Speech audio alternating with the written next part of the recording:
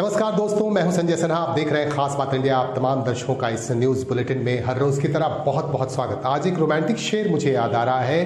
कहते हैं, हर रंग का चेहरा तुम सा दिखता है, हर रंग का चेहरा तुम सा दिखता है, मेरे गालों पे लगा हर रंग तुम सा दिखता है। आइए थोड़ा सीरियस हो जाते हैं, कुछ सीरियस बातें करते हैं, खबर की बातें करते हैं, खबरों की तरफ आपको लिए चलते हैं। हमारे पास आज की सबसे ताज़ा खबर ये आ रही है कि जाने माने फिल्म एक्टर जो सुपरस्टार के नाम से जाने जाते हैं, शाहरुख खान, उनके पुत्र आर्यन खान जेल में बंद हैं ड्रग मामले को लेकर, और आज उनकी जमानत याचिका खारिज कर दी गई। और आज बड़ी उम्मीद बंधी थी कि आज आर्यन खान को जमानत मिल जाएगी।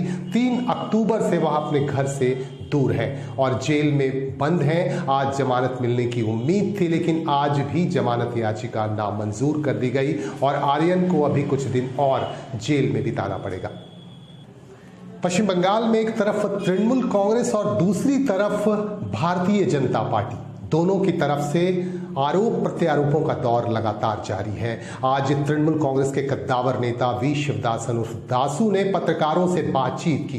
बातचीत के क्रम में उन्होंने करारा जवाब दिया भारतीय जनता पार्टी को और भारतीय जनता पार्टी के नेता प्रतिपक्ष शुभेंदु अधिकारी और आसनसोल म्युनिसिपल कॉरपोरेशन के पूर्व मेयर जितेंद्र तिवारी को इन्होंने करारा जवाब दिया। आपको बता दूं कि कल मशाल जुलूस निकाला गया था भारतीय जनता पार्टी की तरफ से।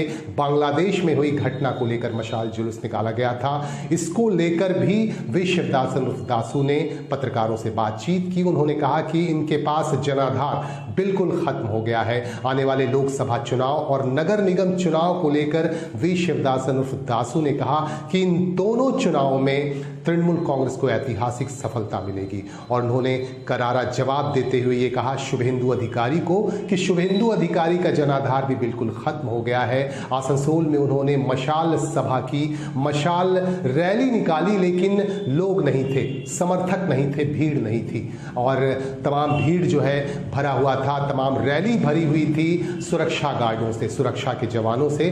आम लोग बिल्कुल नदारद थे। इस तरह की बातें भी शिवदासन उर्फ दासू ने कही पत्रकारों से बातचीत करते हुए। आइए और भी जानते हैं उन्होंने और भी पत्रकारों के सवालों के जवाब किस तरह से दिए और उन्होंने किस तरह की बातें कही। और जो आज के तृणमूल कांग्रेस पक्ष থেকে প্রেস মিট ডাকা হয়েছে। आप बिफोर इलेक्शन আমরা প্রত্যেক দিন একটা প্রেস মিট করতাম उस समय। আর এই জায়গাতে भी আপনি দেখবেন বাড়ি বহুমতে তৃণমূল কংগ্রেস জিতে আসবে।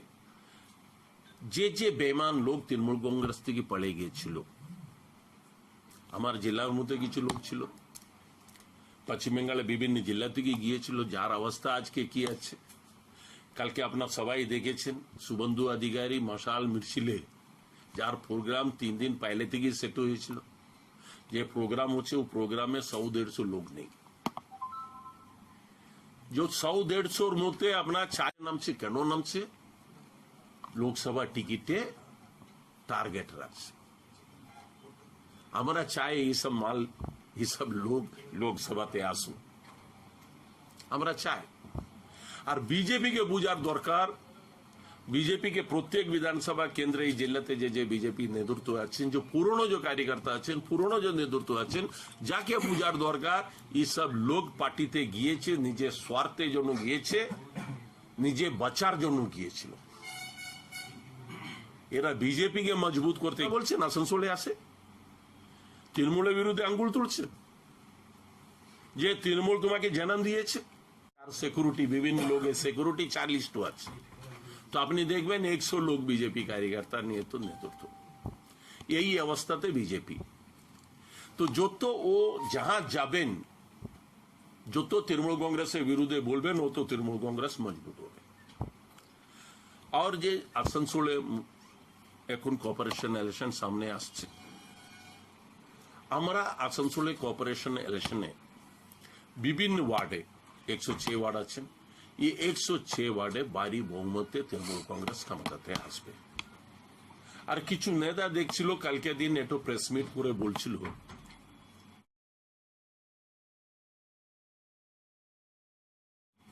আসানসোলে ডেভেলপমেন্টের ব্যাপারে। আমরা একই কথা বলবো যে এই নেতা পাইলে যে তৃণমূলে ছিল ও সময় সবচেয়ে বড় ক্ষমতাতে ছিল, ও ক্ষমতাতে থাকার পরে ও সময় কেন এই ডেভেলপমেন্টের কথা কেন উঠিনি? जब बीजेपी ते যাওয়ার समय जो एडमिनिस्ट्रेटिव चेयरमैन হওয়ার পর जब बीजेपी ते যাওয়ার জন্য মন बीजेपी তে রেখেছিল, बीजेपी সঙ্গে মিলিয়ে দিয়েছিল আমি बीजेपी তে যাব, उस समय ও আমার সরকারের বিরুদ্ধে বলতে শুরু করেছে, ডেভেলপমেন্টে ফেভারে বলতে শুরু করেছে, আমাকে কাজ করতে দিয়ে নেই। আপনারা সবাই আফটার যে বিধানসভা ইলেকশন আমরা প্রেস মিট একটু কাম করে রেখেছিল, যে টার্গেট ছিল তৃণমূল কংগ্রেসে ও টার্গেটে আমার নেত্রী যে টার্গেট ছিল টার্গেট সাকসেসফুল হয়ে গেছিল, তা যে প্রেস মিটকে একটু রুকিয়ে রেখেছিল। আজকে দিন আপনারা সবাই এসেছেন, সবাইকে ডাকেছেন, তৃণমূল কংগ্রেসের পক্ষ থেকে আবার একবার সবাইকে ধন্যবাদ জানাচ্ছেন। সবাই ভালো থাকুন, সুস্থ থাকুন। পশ্চিম বেঙ্গলের বিরোধী দলের নেতা আসানসোলে আসেছিল, এই আসানসোলে আসার পর একটু জুলুস এই আসানসোলে করেছে, মশাল জুলুস করেছে। তো এই যে মশাল জুলুস ছিল, একটু নিকাল দেয়, একটু বার করো, একটু মশাল জুলুস করেছে আসানসোলে কিছু নেতৃত্ব, যার মধ্যে যার সঙ্গে উপস্থিত ছিল, আর এক দুটো বিধায়ক বি যার সঙ্গে ছিল।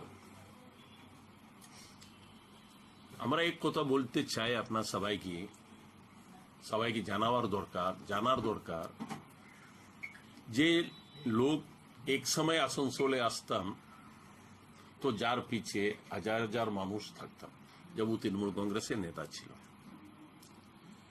আর আজকে দিন ও ভাজপাতে চলে যাওয়ার পর তৃণমূল কংগ্রেসের বিরুদ্ধে যত বক্তব্য রাখেছে, আমার নেত্রী আমার নেতার বিরুদ্ধে যত বক্তব্য রাখেছে, যার প্রতিবাদে পশ্চিম বেঙ্গলের মানুষ তৃণমূল কংগ্রেসকে সাথ দিয়েছে। বিফোর ইলেকশনে যে বিজেপি যে অবস্থা ছিল আর আজকে যে বিজেপি যে অবস্থা হয়েছে, পশ্চিম বর্ধমান থেকে শুরু করে ও পশ্চিম বেঙ্গলে প্রত্যেক জেলাতে, এই একটু মানুষের জন্য আজকে বিজেপিকে ব্যাকফুটে যেতে হয়েছে। আজকে বিজেপি পার্টিতে আমরা বিজেপি নেতা, যে পুরনো নেতা যাকে খুঁজে পাওয়া যাচ্ছে না, যার বক্তব্য দেখছে না, খালি একমাত্র নেতাকে দেখছে যার নাম শুভেন্দু। আর যত শুভেন্দুকে বিজেপি কেন্দ্রীয় নেতৃত্ব যাকে এগিয়ে রাখবেন, যত পশ্চিম বেঙ্গলের তৃণমূল কংগ্রেসের জন্য ভালো হবে। শুভেন্দু বড় বড় কথা বলেছিল আমার নেত্রীর বিরুদ্ধে, আমার নেতা বিরুদ্ধে, তৃণমূল কংগ্রেসের বিরুদ্ধে। আফটার ইলেকশন আপনি দেখেছেন 3টা বাই ইলেকশন হয়েছে, 3টা বাই ইলেকশনে ভারী বহুমতে তৃণমূল কংগ্রেস জিতে আসছে। এখন আবার 4টা বাই ইলেকশন চলছে, এই 4টা বাই ইলেকশনে 2টা বিজেপি সিট, 2টো তৃণমূলের সিট।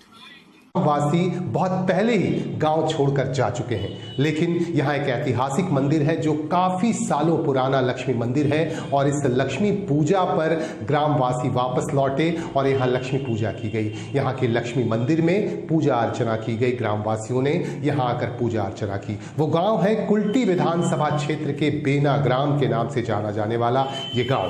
इस गांव में कोई भी नहीं रहता है, और एक जमाना था जब यहाँ 50 परिवार रहा करते थे, लेकिन कहा जाता है कि इस गांव में सुविधाएं नहीं थी, न पानी की सुविधा, न बिजली की सुविधा, जिससे तंग आकर यहाँ के लोग गांव छोड़ने को विवश हो गए। लेकिन यहाँ से उनकी भावनाएं जुड़ी हुई हैं बेना ग्राम से, लिहाजा दूर दराज में बसे हुए लोग अपने गांव जरूर आते हैं और विशेष मौके पर यहाँ पहुंचकर पुराने दिनों को याद भी करते हैं। और इस लक्ष्मी पूजा पर इस गांव के लोगों ने यहाँ पहुंचकर पुराने लक्ष्मी मंदिर में पूजा अर्चना की। आइए हम आपको दिखाते हैं कि किस तरह से यहाँ के लोगों ने पूजा अर्चना की, और उनसे हमारे संवाददाता ने बातचीत भी की।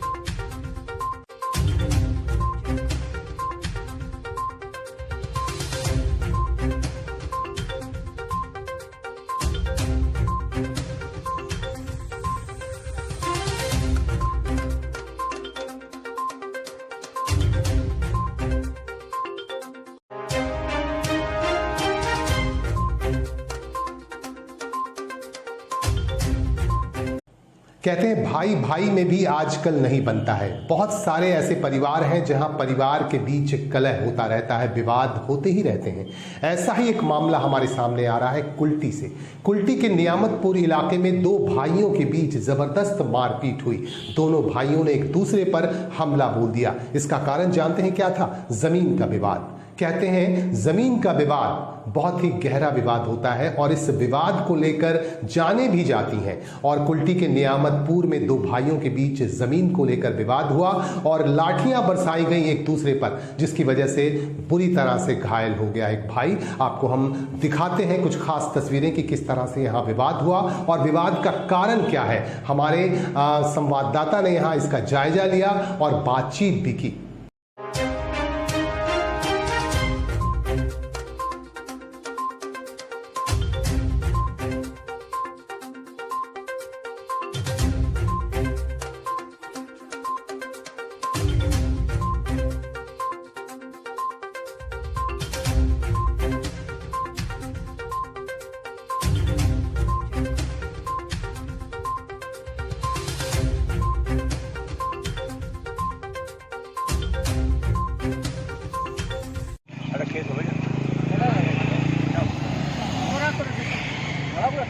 না আমাদের নামতপুর বাজার বাটার দোকান আছে ওই বিনাশিটা আছে না বাপ্পা বড়াটা এই আরে জোর জবরদস্তি মেরে লাগা বলি জায়গা লবো কে মেরেছে? শিবু বড় শিবু বড়া কে হয় ও? কি নিয়ে ঝামেলা আপনাদের? ওই জায়গা নিয়ে দোকান নিয়ে দোকান কিনে দিয়েছি তা বলছেন আমার বটে জোর জবরদস্তি মেয়ে আর আলপনা সোমা পম্পা তিনজনে মেরেছে আমি সেরকম মারা মারা দিয়েছি। কি নাম আপনার? কেবল বড় ওর নাম শিবু বড়। एंटी क्राइम अभियान के तहत झारखंड के धनबाद जिले में वाहन चेकिंग अभियान चलाया गया और इस चेकिंग अभियान के तहत वाहनों की जांच की गई। हर वाहनों पर पैनी नजर रखी गई ताकि कोई भी अप्रिय घटना न हो और किसी वाहन के जरिए कोई अनैतिक काम न हो रहा हो, इस पर नजर रखी गई। आपको हम दिखाएंगे कि किस तरह से धनबाद जिले में वाहन चेकिंग अभियान चलाया गया। विशेषकर मैथन और आसपास के इलाकों में जो वाहन गुजर रहे थे उन पर कड़ी नजर रखी गई और तमाम 2 पहिया और 4 पहिया वाहनों पर नजर रखते हुए वाहनों की जांच की गई।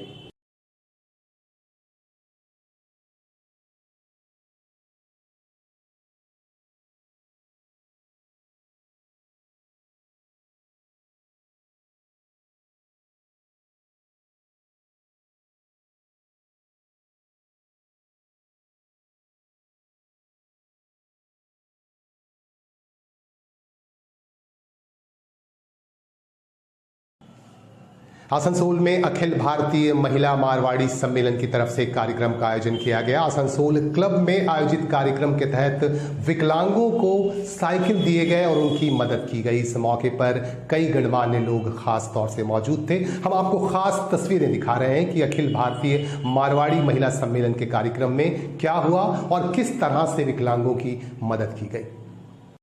क्योंकि आज जो भी जितने भी डेवलप कंट्रीज हैं उसमें अगर हम देखेंगे तो महिलाओं की भागीदारी बहुत ज्यादा देखने को मिलती है।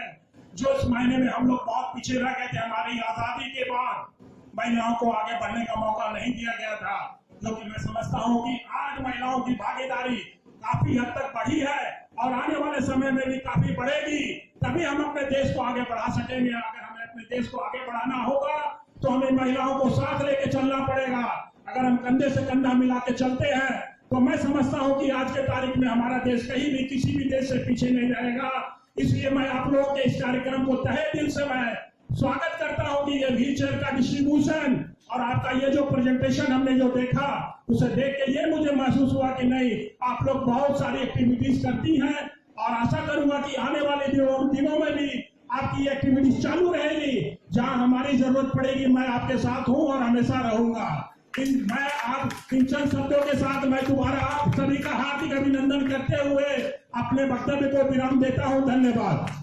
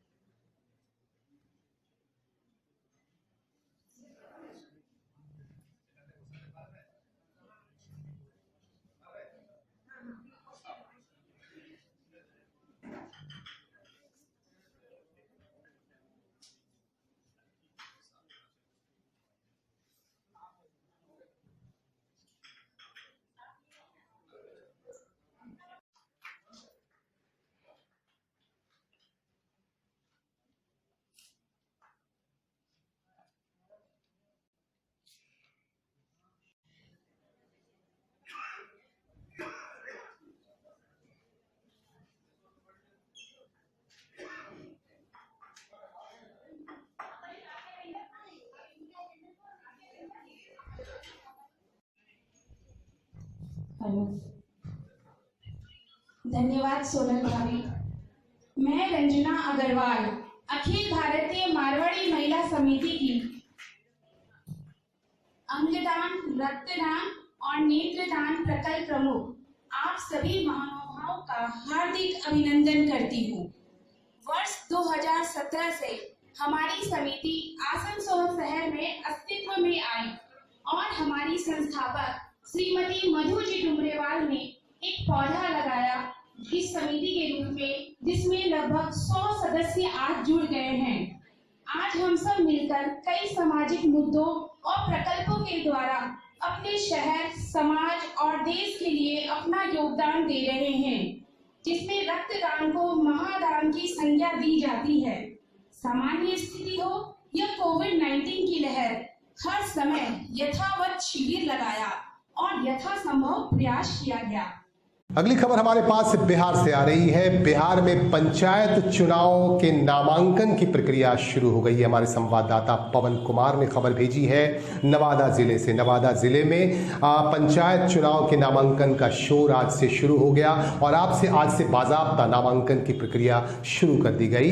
बारसलीगंज के बागी बगड़िया पंचायत के लिए आज निरंजन पांडे ने नामांकन किया। हम आपको कुछ खास तस्वीरें दिखा रहे हैं कि किस तरह से यहाँ नामांकन की प्रक्रिया शुरू हो गई और पंचायत चुनाव का शोर बिहार में किस तरह से शुरू हो गया।